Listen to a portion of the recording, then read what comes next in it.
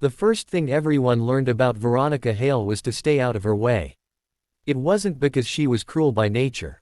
It wasn't because she enjoyed raising her voice or making grown executives feel small. It was because life had carved something sharp inside her, and she wore that sharpness like armor. At 39, Veronica Hale was the youngest female CEO in the history of Cade Core Industries, a glass and steel empire of logistics, manufacturing, and technology. Her office sat on the top floor, walls made entirely of windows that overlooked the city she ruled with relentless precision.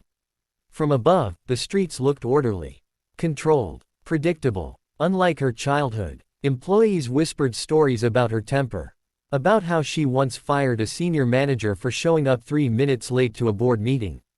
About how her emails were so precise and cold they felt like legal documents. About how no one had ever seen her smile, at least not in the last decade. Veronica didn't care. She arrived before sunrise and left long after midnight. She ate protein bars at her desk. She slept on the office couch more often than at home. She had no spouse, no children, no framed photos on her desk. Just reports, charts, and numbers. Numbers never lied, never left, never died. That morning, she was already furious. The cleaning staff had missed the executive floor the night before. There were faint coffee stains on the marble, fingerprints on the glass table in the conference room, and one trash bin that hadn't been emptied. Small things. Insignificant things. But to Veronica Hale, small failures were gateways to bigger ones. She pressed the intercom. Human resources. My office. Now. 10 minutes later, the HR manager stood stiffly in front of her desk, hands clasped, eyes nervous. I want the entire janitorial team reviewed, Veronica said, voice calm but icy. Immediately. The HR manager swallowed. Ma'am, the company we contract with is already short-staffed. They lost 2 workers last week. Veronica's eyes didn't soften. Then hire replacements. We, actually did. One started this morning. Good. Then make sure he understands that failure is not tolerated here. She waved the manager away and turned back to her screen, unaware that this single decision, this single replacement, was about to unravel everything she believed she had buried forever. Ethan Cross stood in the supply closet on the executive floor, holding a mop like it was something fragile. He was 34, tall but slightly hunched, as if years of apologizing to the world had bent his spine. His hands were rough, scarred from factory work, warehouse shifts, and jobs that promised stability but delivered nothing but exhaustion. This job mattered. Not because it paid well, it didn't. Not because it came with benefits, it barely did. But because it was steady. And steady meant food on the table. And more importantly, steady meant safety for his daughter. Lily. She was 6 years old, small for her age, with dark curls and eyes far too observant for a child who should still believe the world was gentle. That morning, Ethan had dropped her off at school with a kiss on her forehead and a silent prayer that nothing would go wrong today. Because things always did. As he pushed his cleaning cart down the hallway, he kept his head down. He didn't want to be noticed. He didn't want to make mistakes.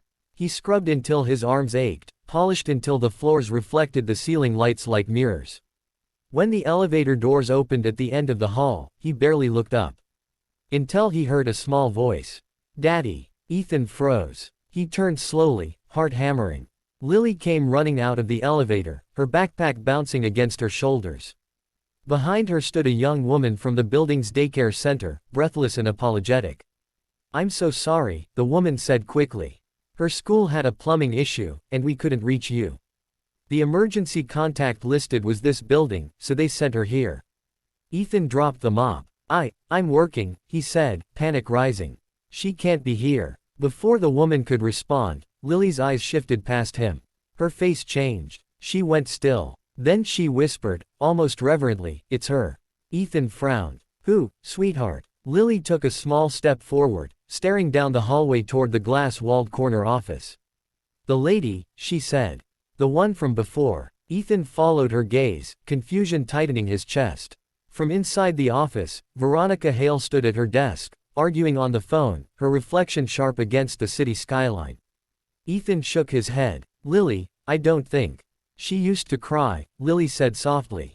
The words hit him like a slap. What did you say? Lily looked up at him, eyes serious. She used to cry in the room with the blue walls. I brought her my teddy. Ethan's mouth went dry. He had no idea what his daughter was talking about.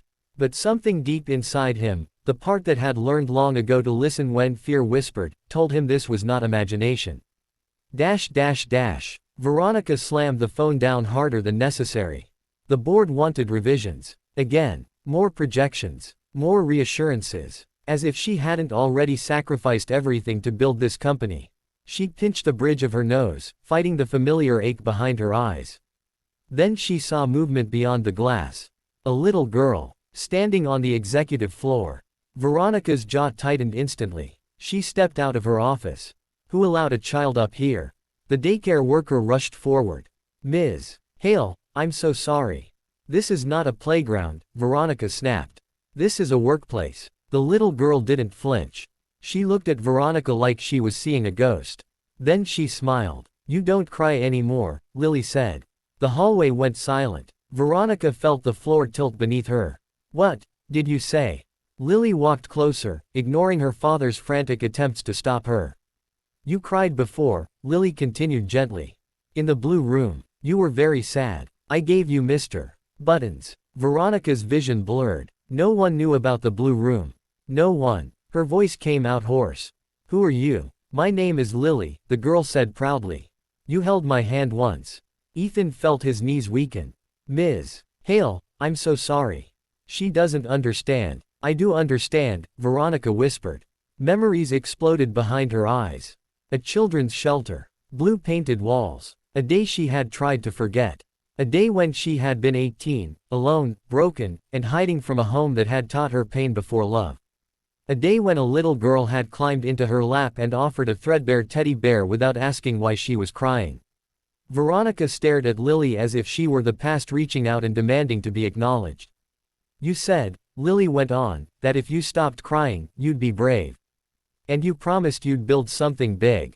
Veronica's throat closed. She looked at Ethan, really looked at him for the first time. The exhaustion in his eyes. The quiet dignity. The way he stood like a shield in front of his child. You're the new janitor, she said faintly. Yes, ma'am, Ethan replied. And I swear, she won't bother anyone.